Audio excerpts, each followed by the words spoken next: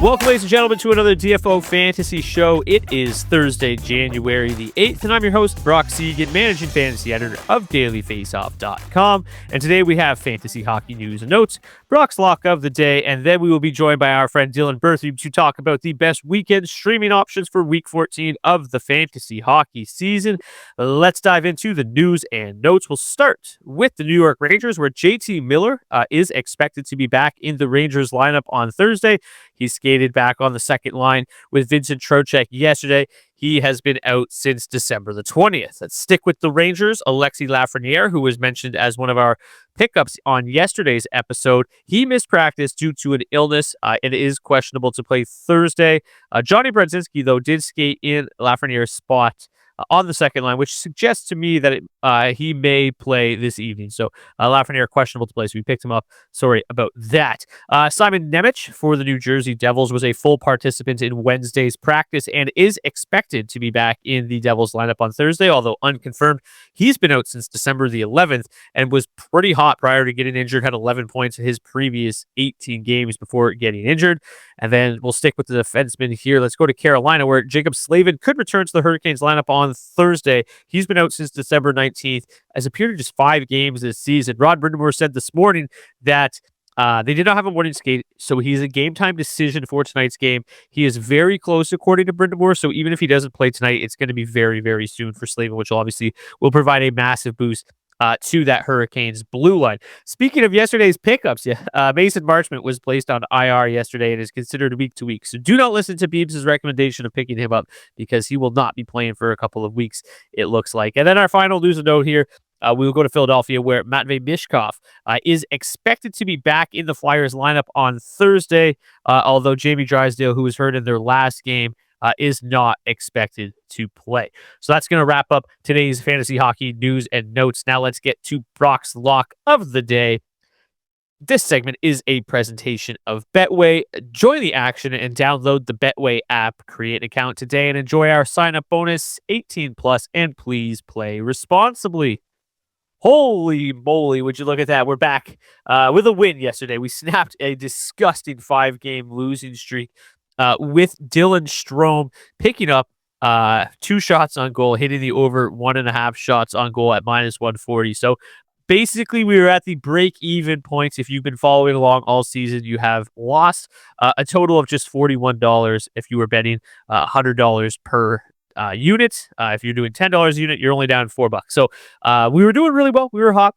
We have run a little bit colder as of late, but back to basically break even. We're looking to get back in the green this evening. So let's bring up the 5v5 model, which did not steer us wrong yesterday.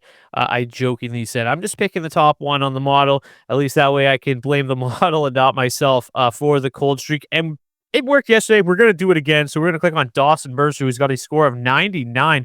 And if you look here, Dawson Mercer, the prop is over 1.5 shots on goal at -145. So a bit expensive, but Mercer has hit this prop in 10 straight games. So if he misses it tonight, then we, I think, are officially cursed. But during that 10-game streak, he's averaging 2.4 shots on goal and a really impressive 4.2 shot attempts per game. He's also playing big minutes for the Devils, averaging 18:03 time on ice per game. The Penguins aren't a great matchup, but in his only media with them this season, he did hit the prop of 1.5 shots on goal. He had 2 shots in that game, had 3 shot attempts. So I like his chances tonight. At Betway, it is -145. So Dawson Mercer, over 1.5 shots on goal at -145 is Brock's lock of the day. Hopefully we can get to 2 in a row and get back into the green on the season.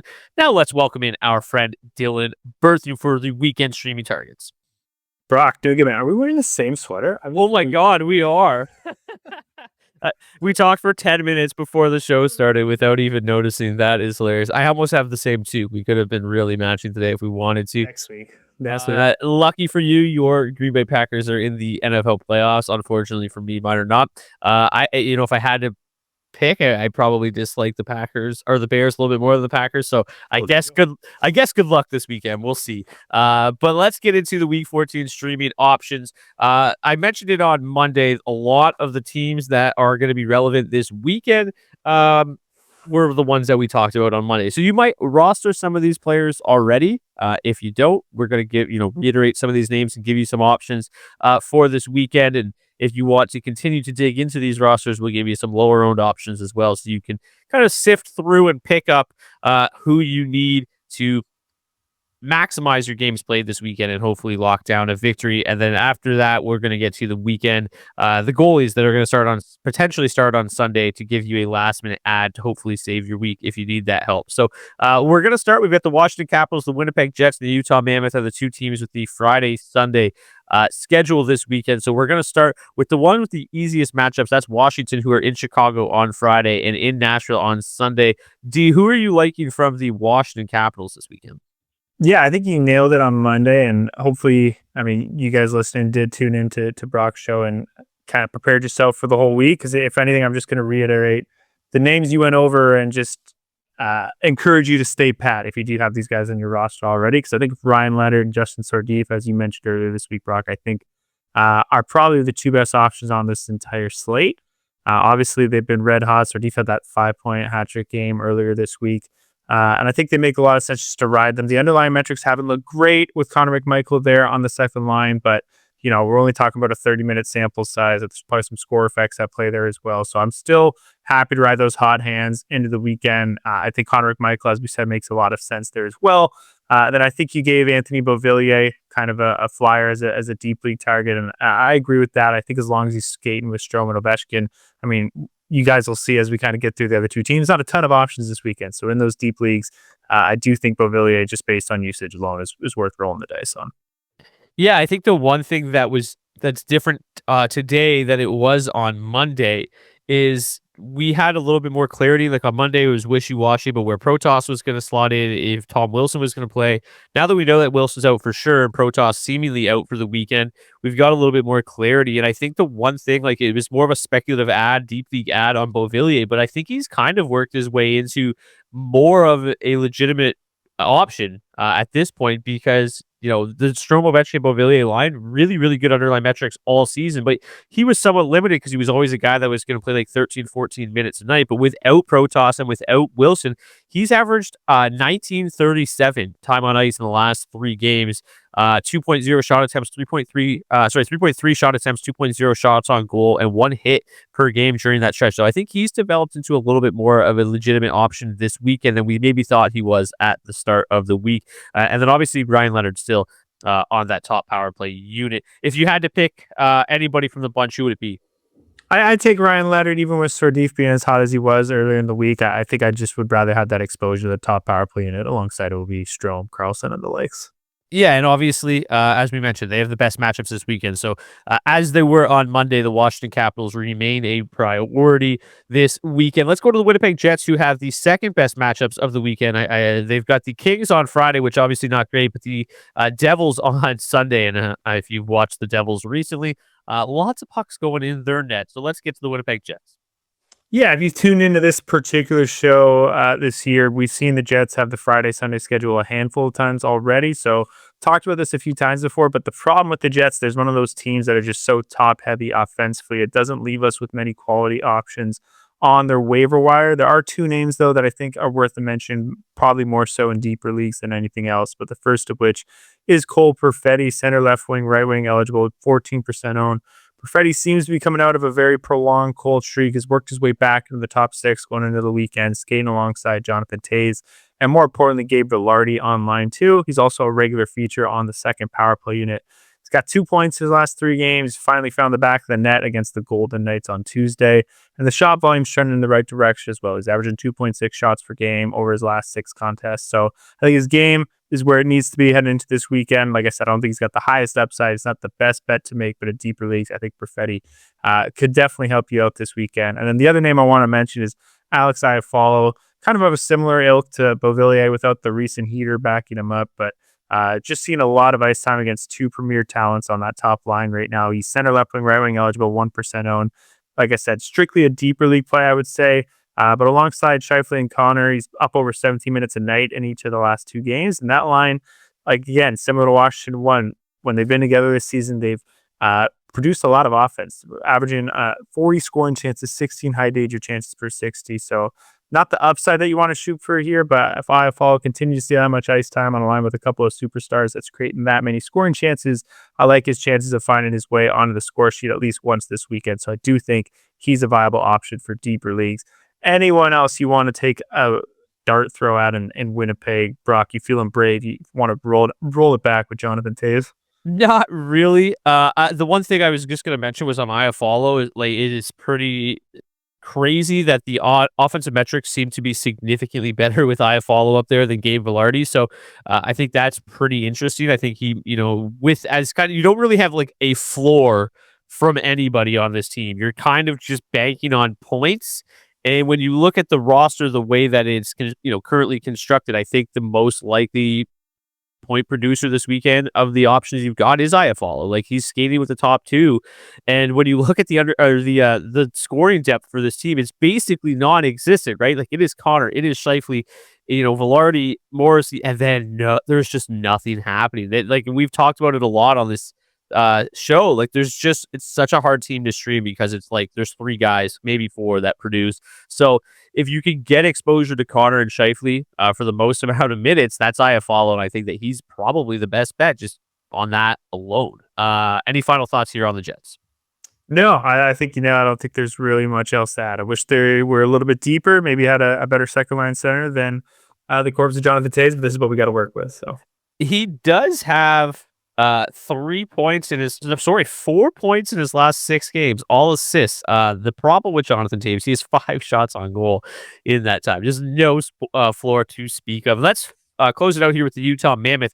They play the Blues on Friday. Unfortunately for them, it looks like they're going to get Joel Hofer because Jordan Binnington gave up 7 yesterday. I don't know if you saw that game or saw that clip, but basically after the 7th goal went in, they tried to pull Binnington, and he wasn't even paying attention, as you might expect. But Joel Hofer was literally down the hall hiding from the didn't want to go in. He's like peeking over the corner of the. Oh my god! If you haven't seen it yet, be sure to look it out. It is hilarious just watching Hofer peek around the corner at the coaching staff. Like, I'm not going in. Anyway, so they'll probably see Hofer on Friday. Then they've got the Blue Jackets on Sunday. So some pretty solid matchups here for the Utah Mammoth. And as similar to the Capitals, we do have a little bit more clarity on who the best streaming options are, because after I recorded on Monday, everything kind of shifted in terms of the line. So we've got maybe some better options now than we did at the start of the week. What are your thoughts here, Dave? Yeah, I think obviously the one name that's really kind of solidified himself as a top option this weekend that you kind of alluded to more as maybe a banger league option, that's Lawson Crouse. Really has grabbed our attention this week, jumping up on the top line with Nick Schmaltz and Clayton Keller. I think being in that spot with how productive he's been, you really got to give him a serious consideration across all formats, not just banger leagues. He's got 5 points in his last 5 games, continues to throw his weight around at will. So I do think he could be a long-term option in banger leagues too, if he even just holds on to a spot in this top 6, so long as Logan Cooley's sideline. I think that's a real possibility. And even so, Barrett Hayton could certainly be the one to fall out of that top 6 once Cooley does finally re-enter the lineup. But in the short term, I think Lawson Crouse is as good as option as anybody this weekend. I think he makes a ton of sense. If you can still get him, he's available in 85% of leagues. And I would say in standard leagues, that's got to be up over 90%, because we know the banger leagues is driving most of his ownership and most of his value right now. Aside from that, I mean, you can see it, right? There's not a ton of options that you'll be able to find on the wire that are really worth rolling the dice on. I think Barrett Hayton, sure, you can go for it. I mean, his shot volume's been non-existent lately, but you do got to love the exposure there with Peterka and Gunther when we're talking about scraping the bottom of the barrel.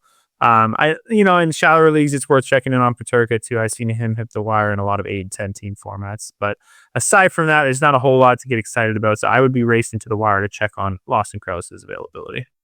Yeah, to be honest with you, like you said at the start of the week, he was more just a banger league recommendation that has kind of worked his way into some more standard format conversation.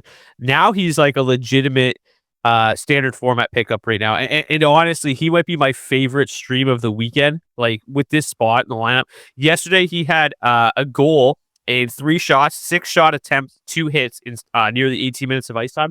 He missed a wide open net. It kind of got into his feet. He had a couple, he had a legitimate chance to score a hat trick yesterday. He had tons of opportunities yesterday. And like you said, guy that was buried on the third line for most of the season, has been playing up in the top 6 a little bit more as of late, and he's going on a really nice offensive run. 6 goals, 11 points in his last 18 games. I mean, that's a 50-point pace with a 27-goal pace.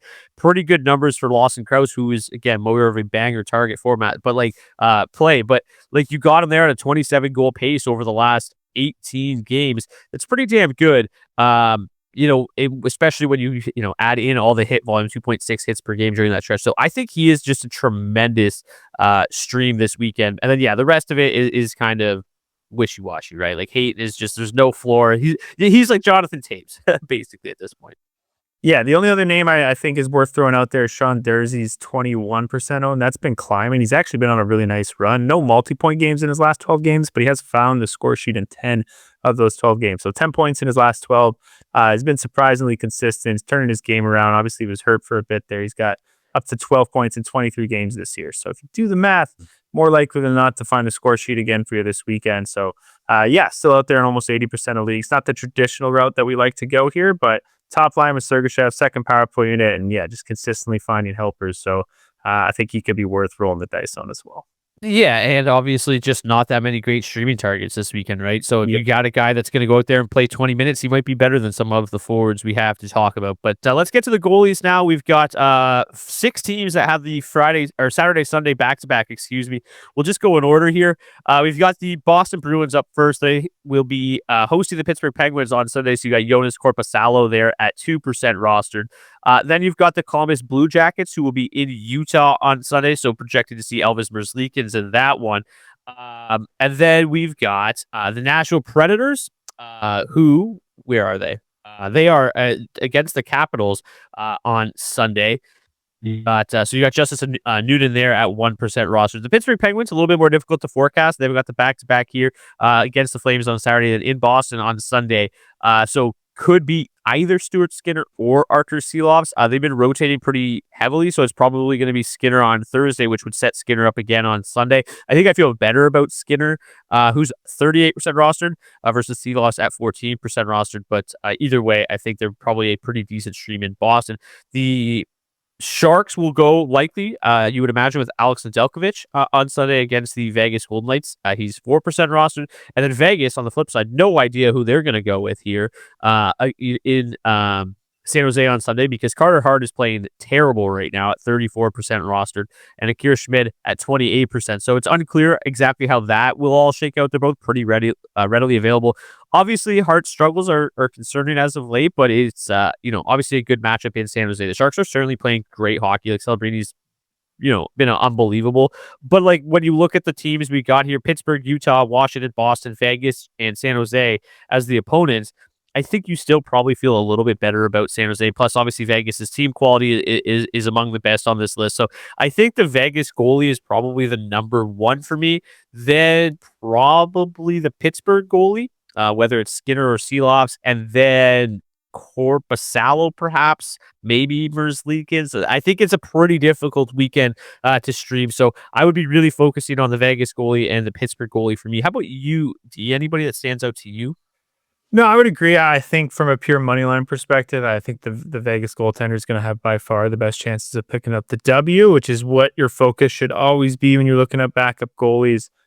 Shouldn't really be basing on splits, because they're all going to be pretty mediocre at best. I would almost hope that it's Schmid getting the start on Sunday, just with how hard it's played of late, and Schmid out there in a few more leagues, as you mentioned. I would probably just swing with the home side of the matchup with Boston versus Pittsburgh. I kind of like Korpisalo a little bit more, and honestly, he's probably a little bit more available than certainly Skinner and potentially even Silovs as well. So that's probably where I would go, but I think that's probably, that's my 1, 2, 3, because I think from a money line perspective, you're looking at Vegas being a clear favorite. Boston, Pittsburgh's probably going to be pretty even on the money line, and then all the other guys that we mentioned, Nashville and Washington, Columbus and Utah, they're all going to be pretty significant dogs on the money line. Absolutely. That's going to do it for this edition of the DFO, the DFO Fantasy Show. I got 2 shows going on. I almost always say the DFO DFS show. But if you want to tune into the DFS show, that's live every day on this channel as well. So thank you guys so much for tuning in. Smash the like button, hit the subscribe button if you're watching on YouTube. Thank you so much to our guy Dylan, and we'll see you guys back here next week. See you, bud. Thanks for watching this video. If you want more great fantasy hockey and betting content from myself, Carter Hutton, Matthew Barnaby, and the rest of the DFO analysts, make sure you subscribe to the DFO Fantasy and Betting YouTube channel today and never miss a minute.